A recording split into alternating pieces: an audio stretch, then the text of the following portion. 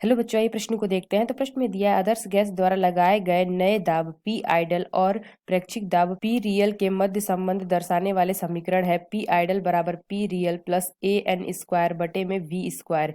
यदि दाब वायुमंडलीय में तथा आयतन डी एम क्यू में हो तो ए के इकाई क्या होगी। आइए मुख्य अवधारणा की चर्चा करते हैं। मुख्य अवधारणा, तो प्रश्न में क्या दे रखा है, आदर्श गैस द्वारा लगाए गए नए दाब को हम किससे प्रदर्शित किए हैं, पी आइडल से, और प्रेक्षित दाब को पी रियल से। तो इन दोनों में संबंध दर्शाने वाला समीकरण हमारा क्या दे रखा है, पी आइडल बराबर P real plus A N square बटे में वी स्क्वायर। तो प्रश्न हमसे पूछा क्या गया है, यदि दाब वायुमंडली में तथा आयतन डी एम क्यू में हो तो ए की इकाई क्या होगी। यानी कि ए की इकाई हमें बतानी है। यानी कि जो हमारा दाब है वो किस में है, वायुमंडली में है, और आयतन हमारा क्या है, डी एम क्यू यानी कि डेसीमीटर क्यू में। तो ए की इकाई हमसे बतानी पूछनी है। तो ये ए की इकाई हमसे पूछा है। तो दाब यानी कि पी, प्रेशर हमारा कितने में दे रखा है, एटीएम यानी कि वायुमंडल में, और एन हमारा क्या होता है, मोल, और जो हमारा आयतन है वो हमारा कितना दे रखा है, V D M cube decimetre cube. तो यानी कि हमारा क्या दे रखा था समीकरण में, ए एन स्क्वायर बटे में वी स्क्वायर। तो यानी कि अगर हम लिखें ए